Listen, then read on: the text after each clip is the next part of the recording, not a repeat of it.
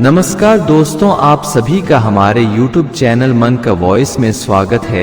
मैं रोज एक शिक्षाप्रद कहानी लेकर आता हूँ। चलिए कहानी शुरू करते हैं। कहानी का शीर्षक है, एक नगर में कुणाल नाम का राजा राज करता था। राजा परम प्रतापी और प्रजा का ख्याल रखने वाला राजा था। अभी उसका हाल ही में विवाह हुआ था। उसकी रानी परम सुंदरी थी। चूंकि अभी कुछ दिन ही हुए थे राजा के विवाह हुए, तो अभी राजा को कोई औलाद नहीं थी। उधर राजा की प्रजा एक राक्षस से परेशान थी। राक्षस जंगल में जाने वाले आदमियों को खा जाता था, इसलिए जंगल में कोई जा नहीं पाता था। जंगल में नहीं जाने से राज्य में फल फूल और लकड़ी की भारी किल्लत हो गई थी। वैद्य अपनी औषधालय में औषधि का निर्माण नहीं कर पा रहे थे। उन्हें भी जंगल से जड़ी बूटी की आवश्यकता थी। किसान जंगल के आसपास खेती करना छोड़ दिए थे, जिससे किसानों के पास भूखमरी की हालत हो गई थी। तो वही फसल कम होने के कारण राज्य के अन्न भंडार में भारी कमी आ गई थी। इस भयानक समस्या से निपटने का राजा के पास कोई उपाय नहीं था, और उधर प्रजा राजा से आस लगाए बैठी थी कि राजा कोई ना कोई जरूर उपाय करेगा। राक्षस से छुटकारा राजा ही दिला सकता है। प्रजा रोज राजा के पास दुहाई देने आ जाती कि महाराज, उस राक्षस रूपी काल से हमारी रक्षा कीजिए। अब राक्षस जंगल में चरने गए हमारे पशुओं को भी मार कर खा रहा है। इस तरह उसकी हिम्मत बढ़ती रही तो एक दिन हमारे नगर में प्रवेश कर जाएगा और हमारे बच्चों और परिवार के लोगों को मार कर खा जाएगा। अब राजा ही प्रजा का पिता होता है, तो हे प्रजा के पिता, आप हमारी रक्षा करो। राजा को ख्याल आया कि राजा के पास एक बरदानी तलवार है, जो किसी महात्मा से राजा के पूर्वजों को मिली थी। उस तलवार में खूबी थी कि कोई धार्मिक राजा उसे ग्रहण कर सकता था। उसे धारण कर लेने पर ना तो उसे मनुष्य मार सकता था और ना कोई राक्षस मार सकता था।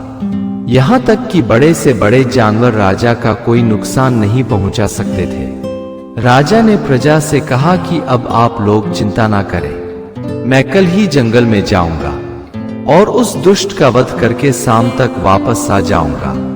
दूसरे दिन राजा उस दिव्य तलवार की पूजा किया और राक्षस से मुकाबला के लिए निकल पड़ा। राजा जब जंगल में पहुंचा तो राक्षस ने जान लिया कि आज राजा जंगल में आया है।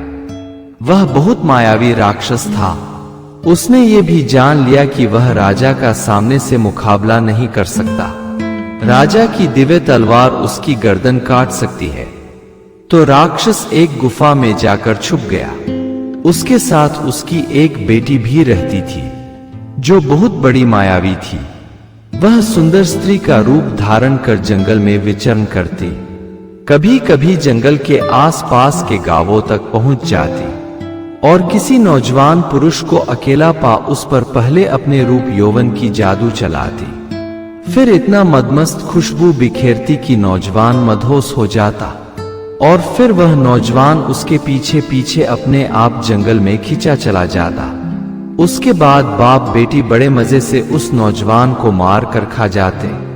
जब राक्षस ने देखा कि राजा अब गुफा की तरफ ही आ रहा है और उसके हाथ में तलवार रहते ना तो राक्षस मुकाबला कर सकता है और ना उसकी बेटी, हो सकता है राजा आज दोनों का वध कर चला जाए। तब राक्षस अपनी बेटी से बोला कि आज बहुत मुश्किल घड़ी आ पड़ी है। तुम अपने रूप यौवन से राजा को मदहोश करो। एक बात का ध्यान रखना कि ना तो तुम राजा को छूने की कोशिश करना और ना राजा को अपने को छूने देना।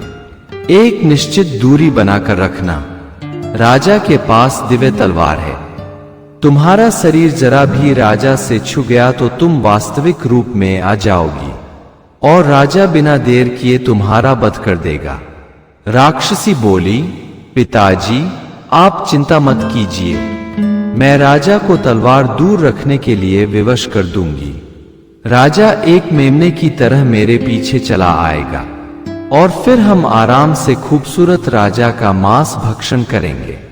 राक्षस बोला, बेटी अब देर मत करो, काल हमारे दरवाजे तक आ पहुंचे उसे उससे पहले किसी तरह रोको। राक्षसी खूब सुंदर अप्सरा का रूप बना बलखाती इठलाती राजा के पास पहुंच गई। राजा जंगल में इतनी सुंदर स्त्री देख अचंभित हुआ। वह स्त्री को एकटक देखने लगा। उतनी सुंदर स्त्री उसने कभी नहीं देखी थी। इसके आगे तो राजा की अपनी रानी दासी लगने लगी थी। राजा सोचने लगा कि इसको तो हमारी रानी होना चाहिए था। वह उस स्त्री से पूछा, हे परम सुंदरी, आप कौन हो और इस भयानक जंगल में अकेली क्या कर रही हो? स्त्री मुस्कुराते हुए बोली, हे नवयुवक, आप किसी राजा के राजकुमार लग रहे हो। राजा बोला, हाँ सुंदरी, तुमने मुझे ठीक पहचाना। मैं इस राज्य का राजा कुणाल हूं, परंतु आप कौन हो? तब वह सुंदर स्त्री बोली कि महाराज, मैं एक ऋषि कन्या हूं। मेरे पिता अब समाधि ले चुके हैं। मैं अब यहां से कुछ दूर एक आश्रम रहती हूं। मैं जिस आश्रम में रहती हूं वह इस पहाड़ी के उस पार है।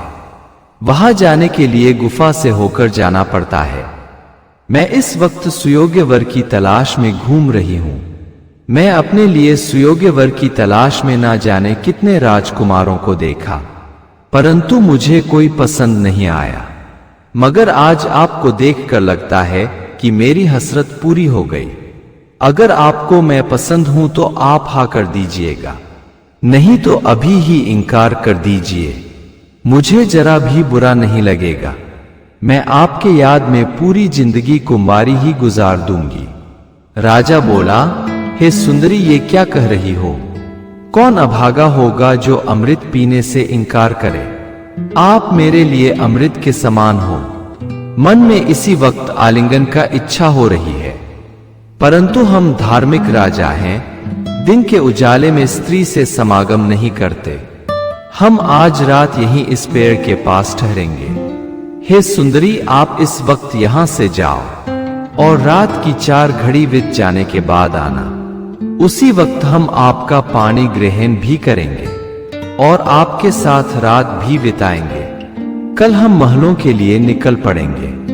आप हर तरह से महारानी बनने योग्य हो। अभी हम इस पेड़ के पास बैठकर दिन ढलने का इंतजार कर रहे हैं। वह स्त्री इठलाती बलखाती, पतली कमर लचकाती तिरछी चितवन से देखती हुई चली गई। राजा वहीं एक पीपल के वृक्ष के छाव में बैठकर शाम ढलने का इंतजार करने लगा। उधर पेड़ के पास एक मांद में एक सियार रहता था। उसने राजा और राक्षसी को बातें करते सुन लिया था। सियार राक्षस के डर से हमेशा मांद में ही छुप कर रहता था। वह कभी कभार ही मांद से बाहर निकलता और पीपल के गिरे हुए छोटे छोटे फल को खाकर फिर मांद में चला जाता, क्योंकि राक्षस जंगल के किसी भी जानवर को खा जाता था। सियार को तो और चाव से खाता। कई बार इस सियार को भी पकड़ने की कोशिश किया था, परंतु किसी श्राप बस पीपल के पेड़ के पास नहीं आता था। इसीलिए सियार जिंदा बच गया था। जब सियार ने देखा कि नगर का राजा आज राक्षसी और राक्षस के जाल में फंस गया है, तो सोचा कि आज राजा की मदद करनी चाहिए। जमाना पुराना था, पशु पक्षी मनुष्य आपस में बात कर लेते थे। तो सियार मांद से बाहर आया और राजा से बोला कि आप उस व्यभिचारिणी राक्षसी स्त्री का इंतजार क्यों कर रहे हो? राजा बोला, मूर्ख सियार, तू इतनी सुंदर कामिनी ऋषि कन्या को व्यभिचारिणी कह रहे हो। तुम्हें राजा से भी डर नहीं लग रही? तुम्हारी धृष्टता के लिए मृत्यु दंड दे सकता हूं। सियार बोला, आप बिल्कुल ठीक कह रहे हो महाराज। मेरी बात असत्य होने पर मुझे मृत्यु दंड दे दीजिए, परंतु पहले सत्य का सामना कीजिए। उसके विषय में पता लगाइए, उसके कुल खानदान का पता लगाइए। राजा उस स्त्री के रूप पर मोहित हो गया था। उसे सियार की बात कांटे की तरह चुभ रही थी। सच है कि जब पुरुष में काम वासना जागृत हो जाती है तो वह सबसे पहले बेशर्म हो जाता है। बुरी से बुरी स्त्री उसे सुंदर दिखने लगती है। वह स्त्री के अवगुण को भी नहीं सुनना चाहता। राजा उस स्त्री की बुराई नहीं सुनना चाहता था, बस वह यही सोच रहा था कि किसी तरह शाम ढले, वह वक्त आ जाए कि उस स्त्री से मिलन हो, उससे जी भर के प्यार करूंगा, जन्मों की प्यास बुझ जाएगी। उसे अपने महल में अपनी पत्नी नहीं याद आ रही थी। वह सियार से बोला, मूर्ख, स्त्रियों के कोई कुल खानदान नहीं होता, वह सिर्फ एक स्त्री होती है और पसंद आने पर वरण के योग्य होती है। सियार बोला, महाराज, आपकी बात सत्य है, परंतु पूर्ण सत्य नहीं। वेश्या भी स्त्री ही होती है, फिर भी किसी कुलीन पुरुष के वरण के योग्य नहीं होती। सिर्फ उससे लंपट पुरुष ही विवाह कर सकते हैं, जो इच्छा पूर्ति के बाद उसे बेच सके। महाराज, आप जंगल में आने का उद्देश्य भूल गए हैं। आप तो दिव्य तलवार लेकर राक्षस के वध के लिए निकले थे, परंतु काम के बस होकर मेन उद्देश्य ही भूल गए। आप यह जानते हुए कि राक्षस ने इस जंगल में ना तो किसी मनुष्य को जिंदा छोड़ा है और ना एक भी स्त्री को, फिर भी उस कपटी स्त्री पर भरोसा कर गए और उम्मीद लगाए हो कि वह कामिनी आपकी काम पीड़ा को शांत करेगी। आप जरा सोचो कि वह स्त्री राक्षस से बचकर जिंदा कैसे है। राजा सियार से बोला, तुम इतना बकबक कर रहे हो, एक बार ही बताओ तुम कहना क्या चाहते हो, तुम्हारा उद्देश्य क्या है? इतनी सुंदर स्त्री तुम्हें बुरी क्यों लगती है? तब सियार बोला, महाराज, सत्य बहुत कड़वा होता है, डायरेक्ट कह देने पर मेरे जीवन की भी हानि हो सकती है। मैं अभी आपको एक कहानी सुनाता हूं, आपका समय भी पास हो जाएगा और मेरी बात भी आपके समझ में आ जाएगी।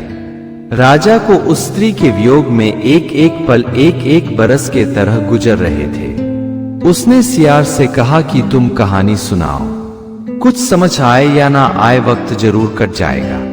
तब सियार कहानी सुनाने लगा कि एक गांव में एक किसान अपनी भोली भाली पतिव्रता पत्नी के साथ रहता था।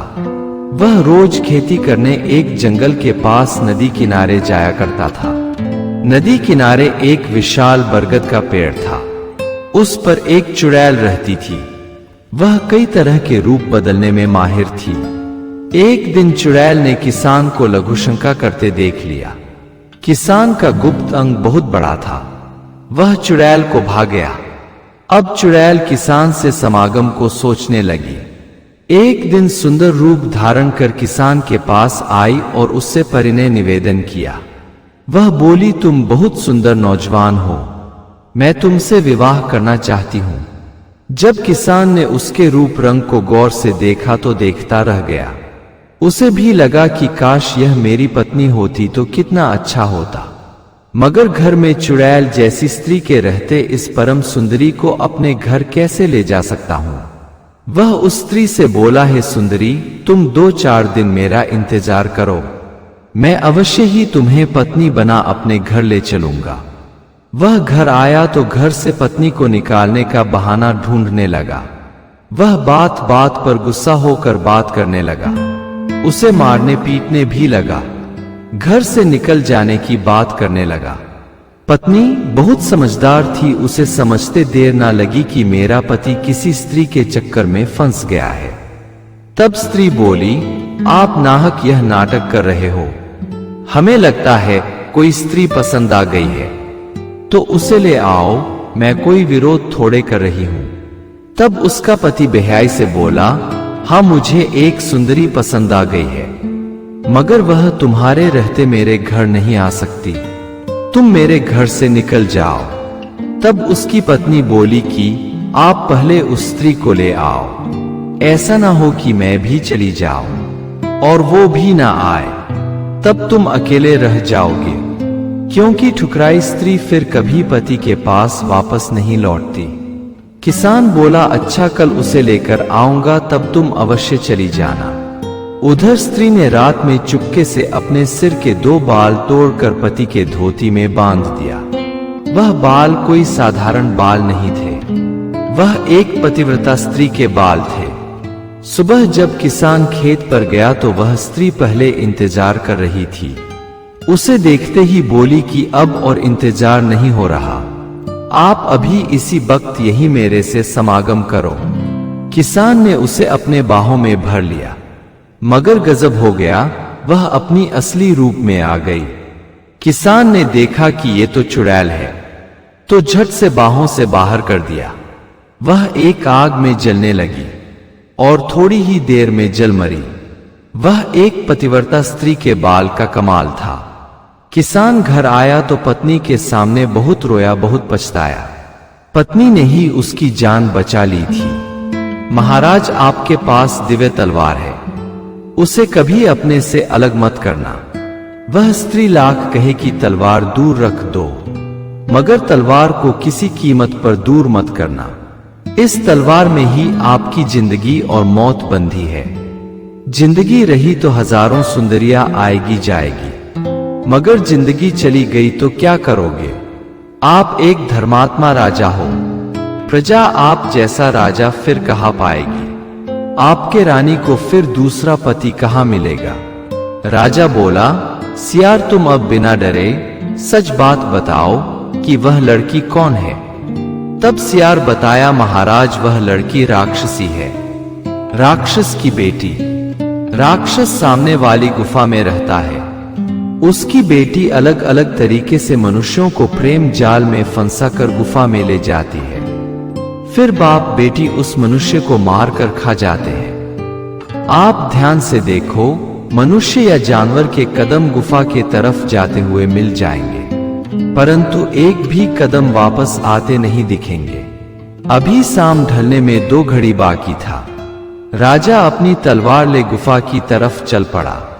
गुफा की अंदर से कुछ बात करते आवाज आ रही थी। वह आवाज उस लड़की की थी जो राजा से मिली थी।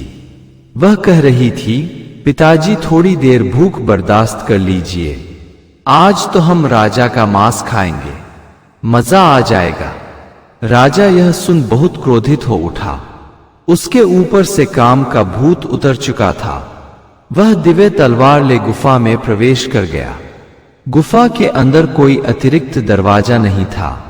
राजा ने अपनी दिव्य तलवार से राक्षस और राक्षसी का वध कर दिया और थोड़ी रात होते होते राजमहल लौट आया। रानी उसका बेसब्री से इंतजार कर रही थी। राजा को आज रानी बहुत प्यारी लगी। वह रानी को प्रेम से गले लगा लिया। उसे अब किसी दूसरी रानी की जरूरत नहीं थी। अगर आपको हमारी कहानी अच्छी लगी हो तो हमारे चैनल को सब्सक्राइब करें, लाइक करें और कमेंट बॉक्स में राधे राधे जरूर लिखें। आपसे पुनः मिलते हैं एक नई वीडियो के साथ। तब तक के लिए आपको और आपके पूरे परिवार को राधे राधे।